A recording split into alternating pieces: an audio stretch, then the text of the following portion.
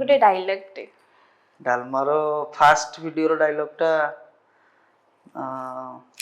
ଡାଲମା ଗୋଟେ ଏମିତି କ୍ୟାରେକ୍ଟର ମୁଁ ଆପଣଙ୍କୁ ମାନେ ଆପଣ କେବେ ଡାଲମାର କ୍ୟାରେକ୍ଟର ଡେପ୍ଥଟାକୁ ବୁଝିବେ। ଡାଲମା ଗୋଟେ ଏମିତି କ୍ୟାରେକ୍ଟରଟେ କିଛି ନ କହିକି ଡାଲମା କ୍ୟାରେକ୍ଟର ଲୋକ ପସନ୍ଦ କରନ୍ତି।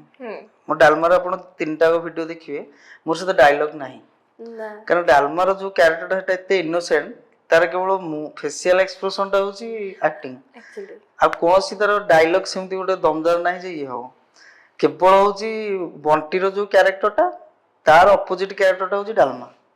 ତେଣୁ ବଣ୍ଟିର ଯୋଉ କ୍ୟାରେକ୍ଟରଟା ଯେତିକି ଦମ ତାର ରିଫ୍ଲେକ୍ସନଟା ଡାଲମା ଉପରେ ପଡୁଛି ନହେଲେ ଡାଲମାକୁ ଲୋକ ଭଲ ପାଇବା କାରଣ ହଉଛି ସେଇଆ।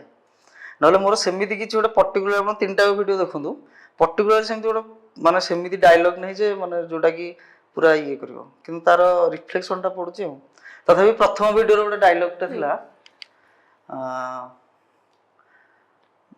ସେ ବଣ୍ଟି ଆସିକି କହିବ ଯେ ମୁଁ ନାଇଁ ସେ ରହିବନି ସେ ଇଏ କରିବ।